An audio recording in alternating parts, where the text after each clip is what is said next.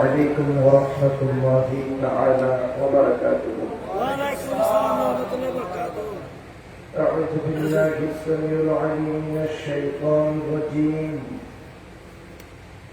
وبفضل ببركة بسم الله الرحمن الرحيم. أحمد الله رب العالمين وأصلي وأسلم على رسوله الأمين وعلى آله وأصحابه وأهل بيته وذريته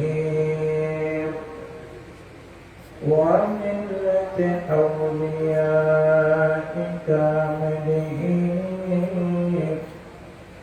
ومحبوبه أما بعد فقد قال الله تعالى عز وجل في شأن حبيبه إن الله وملائكته يصلون على النبي يا أيها الذين آمنوا صلوا عليه وسلموا تسليما صلى الله على وآله وأصحابه صلى الله على وآله وأصحابه صلاة يا رسول سلام يا حبيب الله एक मोहब्बत आवाज कुरान सलात निया सलाम या हबीब अल्लाह बलखना गुरदने मुझे चाहिए ना आँखी मेले बलखना गुरदने मौला चाहिए ना आँखी मेले तुम्हारो दामान तले ओ तुम्हारो दामान तले दास ठिकाना मुझे तुम्हारो प्रेमे स्वर्ग सुख चाहिना सला दुनिया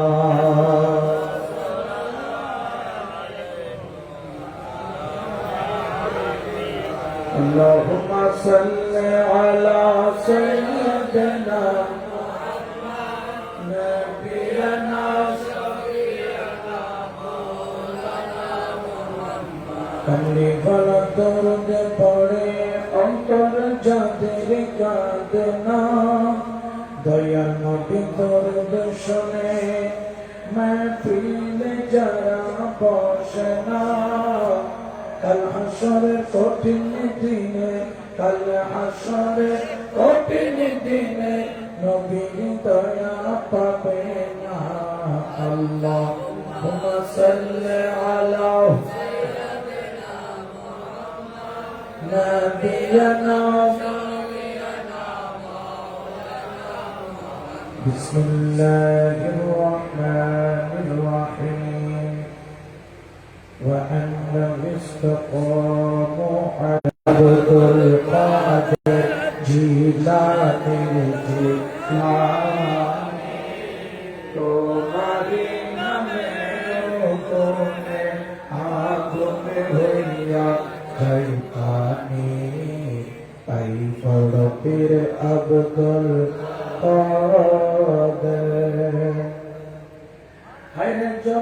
আপনার জিলানিতে তরিকত কাদেরিয়া আবু সালে মুসা জঙ্গি আপনার হলেন পিতা জন্ম আপনার জিলানিতে তরিকত কাদেরিয়া আবু সালে মুসা জঙ্গি আপনার হলেন পিতা উম্মুল খায়ের মা ফাতেমা উম্মুল খায়ের মা ফাতেমা আপনার জননী তোমারি নামের গুণে আগুনে হইয়া আই বড় পীরে আব্দুল কাদের জিলানী রে তোমারি নামের গুণে আগুনে হইয়া যাই পানি আই বড় পীরে আব্দুল কাদের জিলানী রে তোমারি নামের গুণে আগুনে হইয়া যাই পানি আই বড় পীর আব্দুল কাদের আমার দোষে যখন জন্ম নিল রমজানের চাঁদ হয় উদয় দিনের বেলা খাই না দুধ তাই তো কৌশে রোজা হয় সুবহানাল্লাহ আমার দোষে যখন জন্ম নিল রমজানের চাঁদ হয় উদয় দিনের বেলা খাই না দুধ তাই তো কৌশে রোজা হয় পীরের কাছে বান্দায়াছে পীরের কাছে বান্দায়াছে কত ফেরেশতা আসমানি তোমারি নামের গুণে আগুনে হইয়া আই বড় পীরে আব্দুল কাদের আলহামদুলিল্লাহ শুকরানিল্লাহ উদ্যোপার আঞ্জুমানে আশিকানে পিয়ারু স্বামীর ভান্ডারী কেন্দ্রীয় পরিষদের উদ্যোগে ঐতিহ্যবাহী দরবার আমির ভান্ডার দরবার শরীফে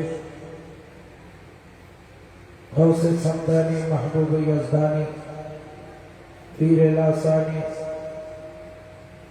পীর মীর মহিউদ্দিন আব্দুল কাদের জিলানী গিলানী আল বাগদাদি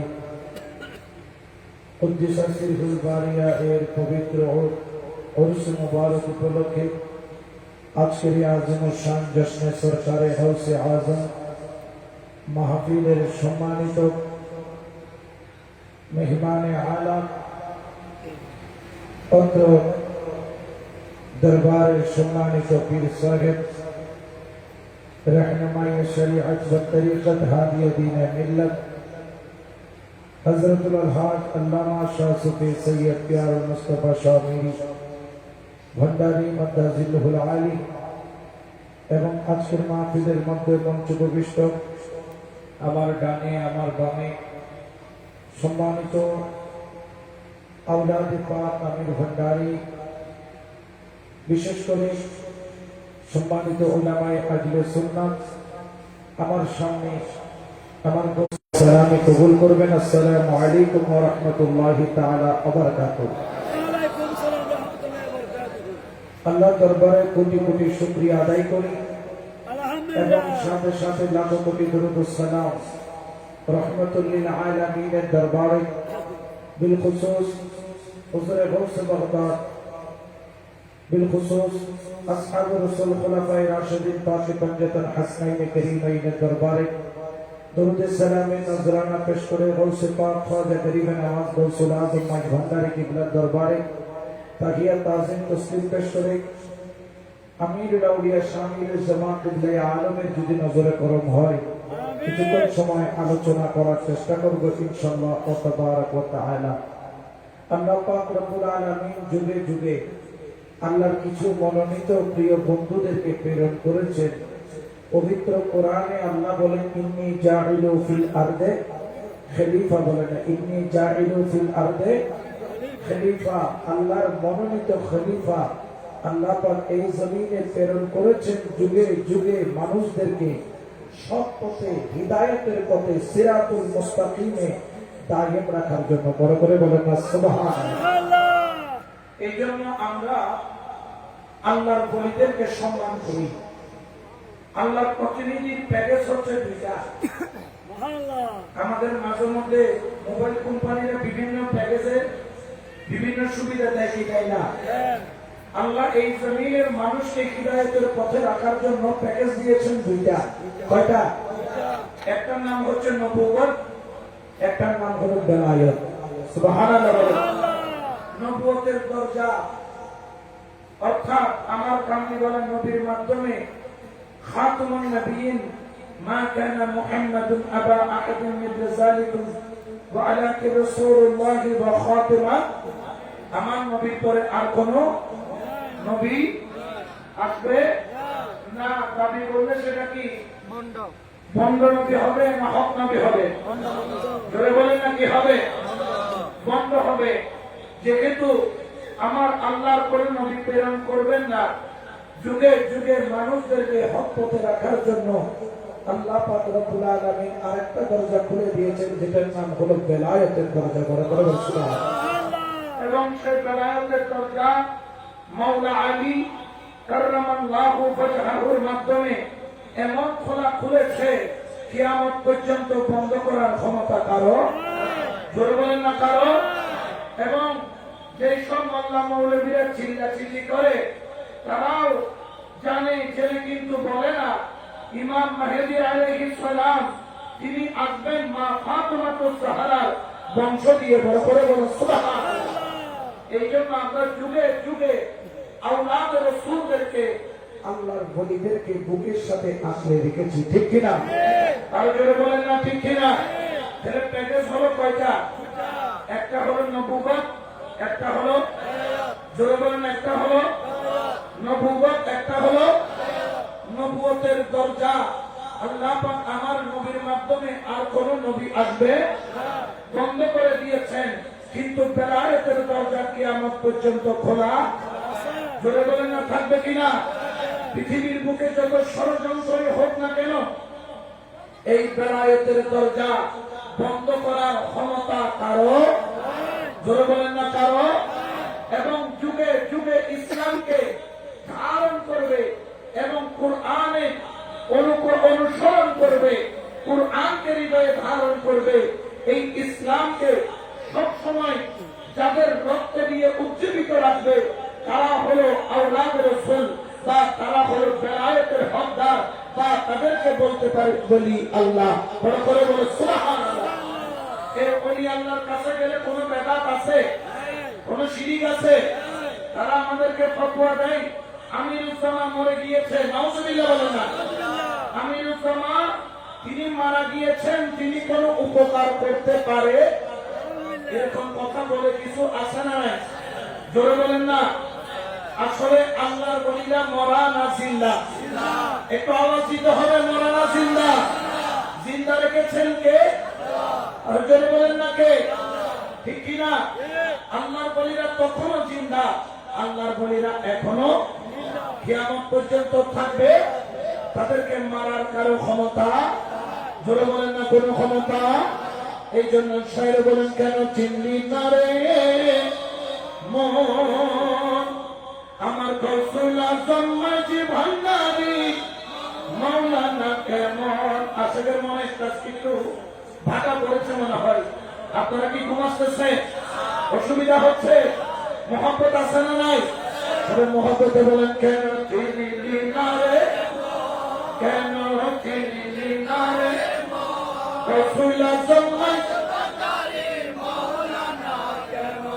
আমার গৌসুল আজম মাঝি ভান্ডারী, গৌসুল আজম মাওলানা কেমন, কেন চিনলি গৌসুল আজম মাঝি ভান্ডারী।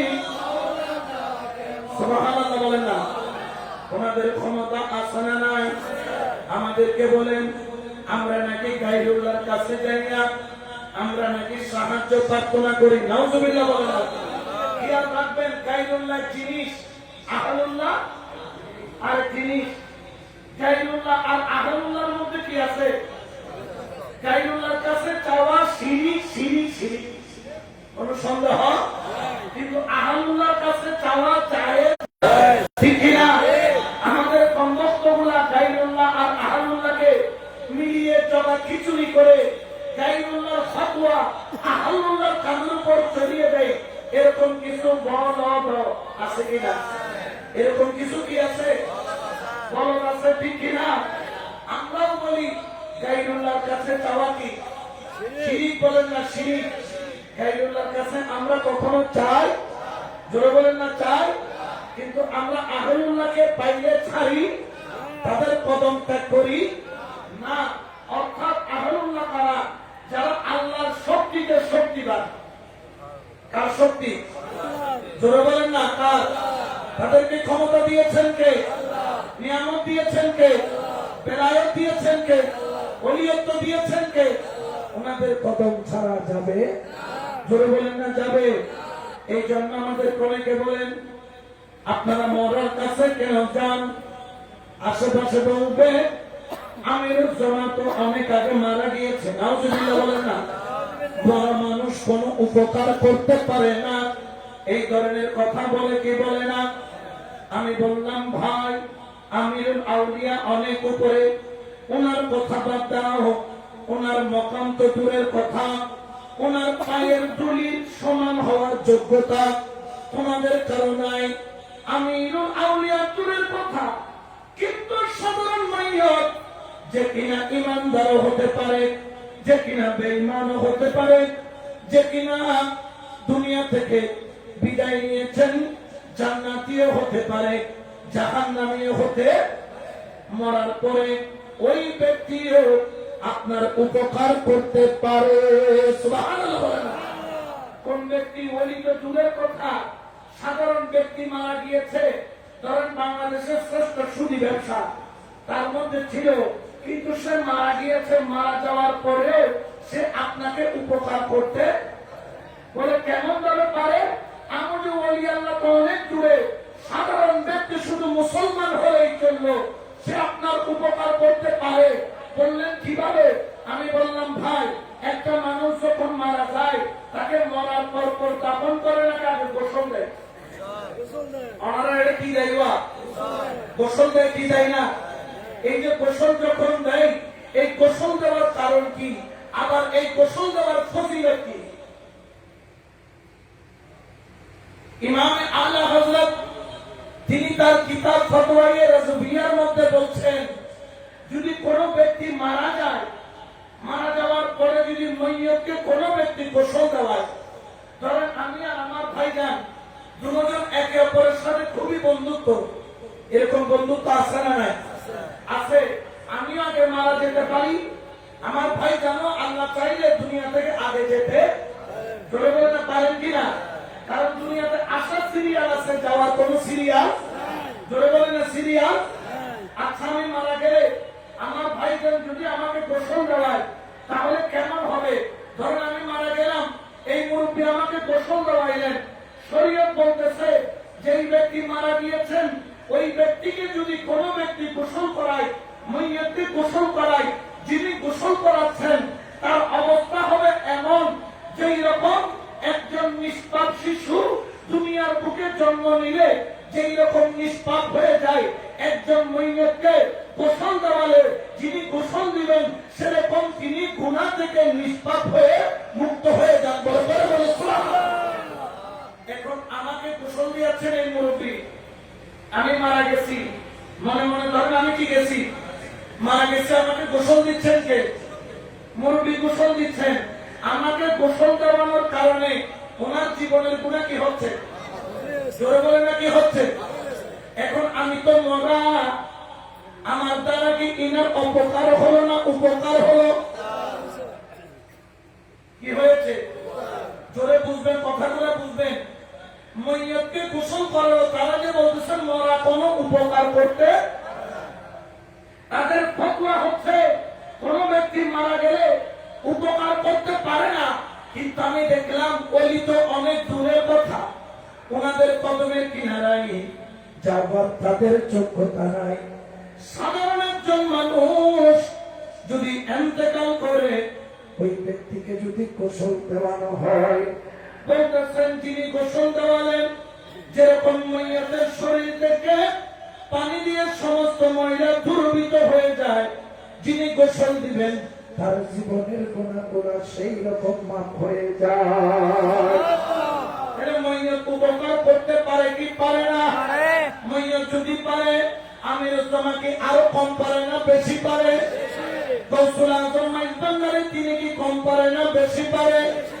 আমার কৌশে পাক ক্ষমা করিবেন লেবাস, তারাও কি উপকার করতে পারে কি পারে না? আর জোরে বলেন না পারে কিনা? এটা ক্ষমতা কার? জোরে বলেন কার? আচ্ছা, আপনারা যখন ময়ূরকে গোসল দেন, গোসল দেওয়ানোর পরে ময়ূরকে কয়টা কাপড় পরানো হয়? পুরুষ হলে কয়টা? মহিলা হলে তিনটা কাপড় যখন পরানো হয়, পরানোর পরে কিসের উপর তোলা হয়? খাটের উপর তোলা হয় কি হয় না? খাট আছে না নাই? এই খাটের মধ্যে তুলে আমরা প্রথমে কি করি? 40 কদম দেই, 10 কদম, কিন্তু মঞ্জিল পরিবর্তন করেছে 4 বার, কদম দিয়েছে 40টা। এই 40 কদমের বিনিময়ে 40টা কবিরা গুনাহ আল্লাহর সাথে সাথে মাফ করে দেয়। বড় করে বলেন না সুবহানাল্লাহ। এর ময়ূর উপকার করতে পারে কি পারে না? আয় করেন এলাকার চেয়ারম্যান হয়ে আর খাদরলে ঘুরে হলো সোয়া বলবে না, কোনো মাফ হবে না, আবার সোয়া বলবে কোনো, কিন্তু ময়ূরকে কাঁধে নিয়ে কয় কদম দিল? 40 বলেন না কয় কদম? তাহলে গুনাহ মাফ হবে কয়টা? সগীরা না কবিরা? কোন কবিরা গুনাহ? যেই গুনার কারণে নিশ্চিত জাহান্নামে, ঠিক কিনা? এরপরে যখন ময়ূরকে আমরা কাঁধে করে কি আগে কবরস্থানে নেই নাকি জানাজার ময়দানে নেই? কোথায় নেই? যখন আপনি জানাজা আদায় করলেন, আমার রাসূল কামলি বলেন, নবী বলেন, যেই ব্যক্তি ময়ূরের জানাজা আদায় করলো, শরীক হলো, জানাজার নামাজ পড়লো, ওই ব্যক্তির আমল নামার মধ্যে 1 কিরাত পরিমাণ সওয়াব ওই ব্যক্তির আমল নামার মধ্যে লেখা হয়।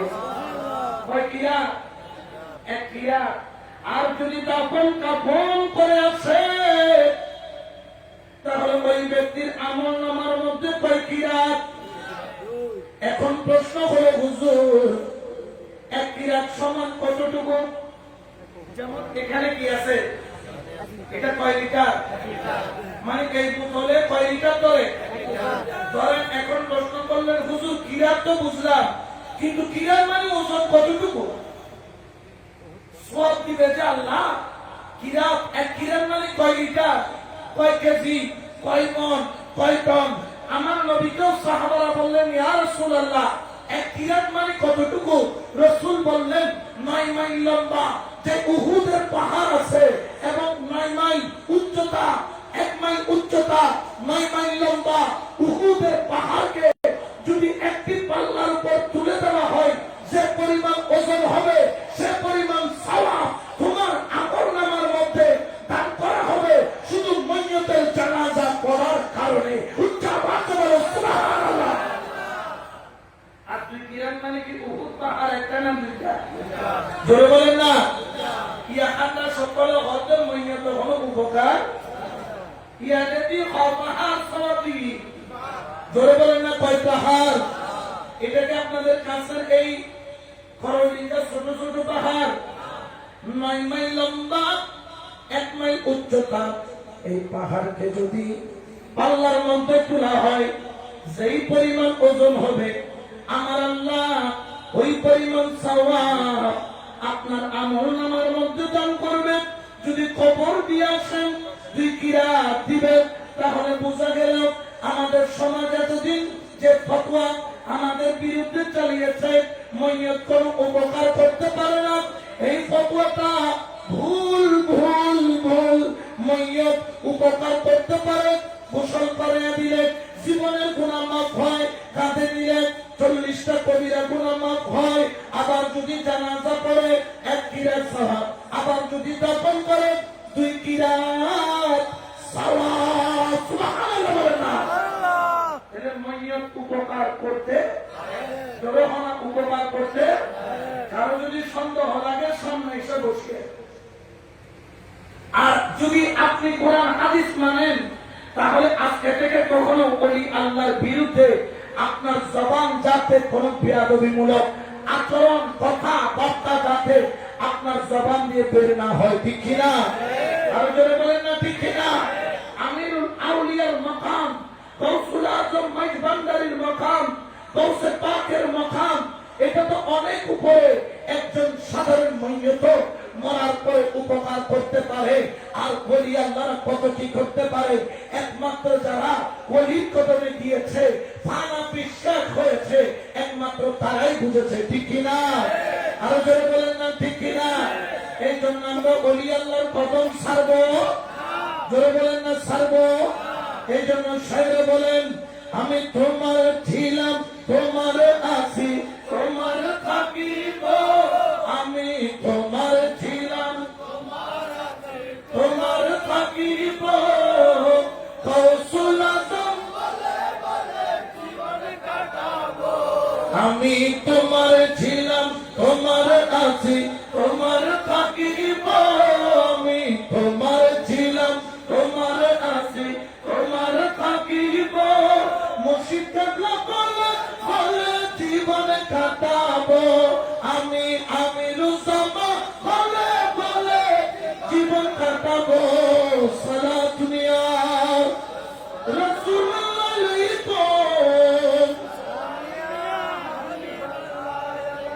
আল্লাহর ওলির কদমে থাকলে লাভ আছে না নাই? গৌসে পাকের একজন খাদেম ছিল, খেদমতগার ছিল, কিন্তু গৌসে পাকের কাছে নয়, তিনি থাকতেন গৌসে পাকের দরবারের দুয়ারে। সুবহানাল্লাহ। কোথায় থাকতেন? দুয়ারে। বলে না কোথায়? দুয়ার। ওনার কাজ ছিল গৌসে পাকের দরবারে যে আসে তার পাটা বদনা থেকে পানি ঢেলে কি করে দেওয়া, ধোয়ায় দেওয়া। বলে না, কি করে দেওয়া? ধোয়ায় দেওয়া, পরিষ্কার করে দেওয়া, ঠিক কিনা? আমরা তো মনে করি শুধু বাবাজানের সাথে পাশে একটু বসে থাকতে পারলাম মনে হয় খেদমত। আসলে খেদমত, এটাও খেদমত। আবার যে দুয়ারে জুতা পাহারা দিচ্ছে সেটাও, জোরে বলে না, খেদমত কিনা? ওই ব্যক্তি যাকে এক নামে বকনা ফকির নামে চিনত, কি ফকির?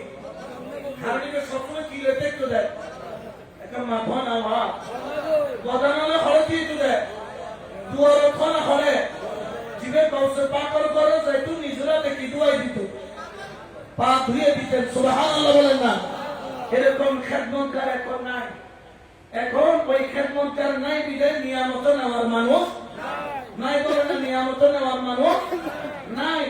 বাইরে বাইরে বিরিয়ানি লেবের মানুষ আছে, বাইরে বাইরে বিরিয়ানি লেবে মানুষ আছে, কিন্তু মুর্শিদের দরবারে খেদমত করেন না মানুষ। আসলে আমিরুল জামাশা এক তৌহিদ এখনো দেখো না, এখনো কিন্তু লইয়া জানে কি হারা, ঠিক কিনা? আরো জোরে বলেন না, ঠিক কিনা? যেই রকম গৌসে পাকের দরবারে দুয়ারে তিনি বসে থাকতেন, কোন ব্যক্তি যদি আসতেন তাকে কদম মুবারক ধোয়া দিতেন। এইরকম চাকরি করতে করতে করতে করতে 20টা বছর গোলামি করলেন। কয় বছর? কয় বছর? 20 বছর গোলামি করেছেন। 20 বছর গোলামি করার পরে ওই ব্যক্তি মনে মনে ভাবলেন, আমি 20টা বছর গৌসে পাকের কদমে কাটাইলাম, আমি তো বিনিময়ে কিছুই পাইলাম না। মনটার মধ্যে অস্থিরতা বেড়ে গেল। অনেকে আবার কানে বসা করে, এ মানুষের পা ধোয়া দিলি, 20টা বছর গোলামি করলি, কোথায় ঘর, কোথায় বাড়ি, কোথায় স্ত্রী, কোথায় পুত্র, কোথায় সন্তান, কোন কিছুর খবর নিবি না। জীবনটা গৌসে পাকের কদমে কাটাইয়া দিলি, বিনিময়ে তো কিছুই পাইনি না। মনটার মধ্যে দুঃখ বলল, মনে মনে ভাবলেন অনেকদিন তো গোলামি করলাম, এগুলো হইল না, ওইগুলো হইল না, দুনিয়াটাও করতে পারলাম না, আবার মুর্শিদ থেকেও ফয়েজ নিতে পারলাম না, মুর্শিদ আমাকে দয়া করল না। মনে মনে নিয়ত করলেন তিনি আর গৌসে পাকের দরবারে থাকবেন না। আস্তে করে যাইয়া গৌসে পাকের কদমে আরজ করলেন, আয় মুর্শিদ, মেহেরবানি করে যদি আমাকে একটু ছুটি দেন, 20টা বছর তো আপনার কদমে কাটাইলাম, আমি একটু আমার স্ত্রী পুত্র সন্তান আমার পরিবারের সাথে বাকি জীবন কাটাইতে চাই। সঙ্গে সঙ্গে গৌসে পাক মুস্কি হেসে দিলেন। কি হাসতেছেন? আচ্ছা বলি, আল্লাহ অন্তরের খবর জানে কি জানে না? তিনি মুখে বললেন না, ইশারা করলেন, যাও যাও যাও, আমি তোমাকে অনুমতি দিলাম, তুমি চলে যাও। ওই ব্যক্তির গাত্তি মুস্কা ভাইরা মনের সুখে বাড়িতে রওনা দিলেন। যখন রওনা দিলেন, রাস্তার মাঝখান দিয়ে যায়, ওই দুই কুতুব যখন দেখলো ওই বদনা সাপ, তিনি সঙ্গে সঙ্গে চিনে ফেললেন। দরবার তুলবে খাতে তুলবে তো সাথে কুতুবুর অনাহার দুইজন বড় আল্লাহর বলির খেদমত করবে। এখন কি করলেন? যাওয়ার পথে ওই বললেন, তুমি তো আমার সাথে চলতে পারবে না। কয় আমি পারবো। কয় আমাদের সাথে পারবে না। কয় পারবো না মানে আমি অবশ্যই পারবো, আপনি খালি সাথে নেন। কিন্তু আমাদের সাথে খাইলেন, আবার 12 ঘন্টা হাঁটলেন, একটা রুটি কার পেটে আসেনি? জোরে বলেন আছে। আবার ডাক দিলেন, এই দরবেশ, আবার তো 12 ঘন্টা পার হয়ে গেল, আমি তো আর হাঁটতে পারছি না, একটু মেহেরবানি করে আমার জন্য একটু খাবারের ব্যবস্থা করেন। এখন ওই আলী বললেন, তোরা তো 12 ঘন্টাকে দিছি, কয় আমার মাথা ঠিক আছে, 12 ঘন্টা কি একটা রুটি পেটে এতক্ষণ থাকে? কিন্তু আমি আর হাঁটতে পারছি না। বাকি আরেকজন বলি বললেন, দাঁড়াও দেখি কি করা যায়। আবার যাই নামাজ বিছায়া দিলেন। সুবহানাল্লাহ বলেন না। আবার সিজদায় করে বিড়বিড় করে আল্লাহকে জানি কি বললেন। বলার সঙ্গে সঙ্গে দেখে যাই নামাজের নিচে গরম গরম রুটি বলেন না, গরম গরম। এই রুটি খাইয়া আবার 12 ঘন্টা হাঁটলো। আচ্ছা 12 ঘন্টা হাঁটলো, আবার পেটে কি লাগলো? খিদা যখন লাগছে, এই দুনো বলি ফেলেছে হবি তেরা লইও তো মুসিবত পাজিয়ে নাকি ইয়ে তেলা আনা কি বন্ধ গিয়ে হওয়া কি বন্ধ হয়ে গেছে। কিরে কি হয়েছে? কই হুজুর, আমি তো আর হাঁটার শক্তি নাই। এখন একবারই এসে বলে, তুমি না নিছো, এখন তুমি ব্যবস্থা করো। কতক্ষণ জানি বিপদ পর্যন্ত যাই নামাজ একটা দিয়ে তারা বলে, তোমার রুটির ব্যবস্থা তুমি, আমরা আর পারবো? আমরা আমার কাছে নিজের জন্য আজ পর্যন্ত কিছুই চাই নাই, এখন তোমার কারণে আমার কাছে চাইতে হচ্ছে, লজ্জা লাগতেছে। আল্লাহর কাছে চাইলে বড় কিছু চাইবো, এই উদ্যোগ রুটি কেমন তোমরা দরবেশও কেন করে তো চাই না। আমার সামনে আসতে করে কি করছি, বিশেষ সৈন্য কমাইছি, ইবে কিছুক্ষণ বাদে যাতে সৈন্য রুটি দেখাতে রুটি উপর হুয়। সুবহানাল্লাহ। রুটি কয়টা? 2টা রুটি যাই নামাজের নিচে। 2টা রুটি তিনি হাতের মধ্যে নিলেন। ওই বদনা ছাউনি অবাক হয়ে গেলেন, কিভাবে 2টা রুটি আসলো? ওই 2 দরবেশ অবাক, কি আমরা সিজদা দিয়েছি পাইছি একটা, কিন্তু পাগলাইয়া সিজদা দিছে পাইছে কয়টা?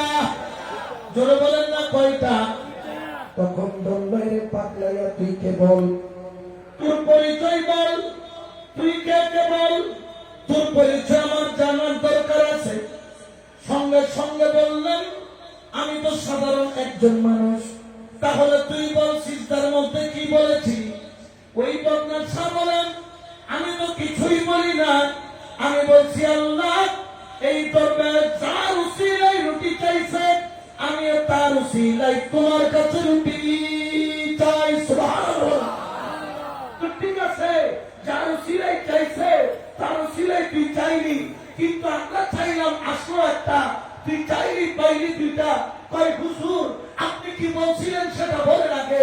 ওই তুই দরবেশ বলে আমরা বলছিলাম, আল্লাহ গৌসে পাক তো অনেক বড় আল্লাহর ওলি, তার ওয়াস্তা তো অনেক উপরে, তার ওয়াস্তা দেওয়ার যোগ্যতা আমাদের নাই। আল্লাহ রে, গৌসে পাকের দুয়ারে বদনামী একজন খাদেম দাঁড়িয়ে থাকে, তার উসিলায় এর খোরাক মিটাও। আল্লাহর কাছে ফরিয়াদ করছিলাম, আল্লাহ একটা করে রুটি দিছে। ওই বদনা শাহ যে কিনা পা ধুইতো, তার চোখের পানি টপ টপ টপ টপ করে পড়তেছে। হায় হায়, আমি মনে করেছিলাম আমি গৌসে পাকের কদমে 20 বছর গোলামি করে কিছুই পাই নাই। এখন দেখতেছি গৌসে পাকের দরবারে শুধু বদনা নিয়ে দাঁড়িয়েছিলাম। বড় বড় ওলিরা আমি বদনা শাহ উসিলাই আল্লাহর কাছে যাই। বড় করে বলেন না সুবহানাল্লাহ। ঠিক কিনা? আরো জোরে বলেন না ঠিক কিনা? এখন ওই দরবেশ দুজন ওই বদনা শাহকে বলতেছে, ভাই তোমার পরিচয় দাও, তুমি কে? তখন ওই বলি, ওই দুইজন বলিকে এই খাদেম বললেন, হুজুর আমাকে মাফ করেন, আপনি যেই ব্যক্তি উসিলায় রুটি চাইছেন, আমি হলাম সেই ব্যক্তি। আমি ঘরে যাব না, আগে আমার মসজিদের দরবারে যাব। আমি মনে করেছিলাম মসজিদের গোলামি করে আমি কিছুই পাই নাই, কিন্তু মসজিদের ভিতরে ভিতরে আমার বাদশা বানায় দিচ্ছে। বলে করে বলেন না সুবহানাল্লাহ। ঠিক কিনা? এরকম নিয়ামত অর্জন করার জন্য সেই রকম সবর শক্তির দরকার আছে না নাই? আরো জোরে বলেন না আছে না নাই?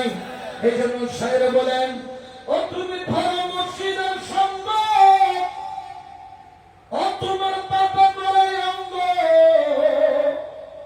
ও তুমি ধরো মসজিদের সঙ্গ, তোমার বাবা বড়াই অঙ্গ, ভিতর বাকির কর আগে পরিষ্কার।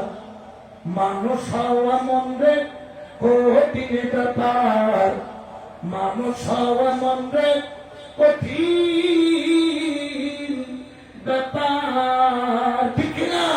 সব আমার সাথে বলার চেষ্টা করেন, ও তুমি ধরো মুর্শিদের সঙ্গ, ও তোর বাপে বড়াই অঙ্গ, ধরো মুর্শিদের সঙ্গ, তোর বাপে বড় অঙ্গ, ভিতর বাহির করো আগে পরিষ্কার।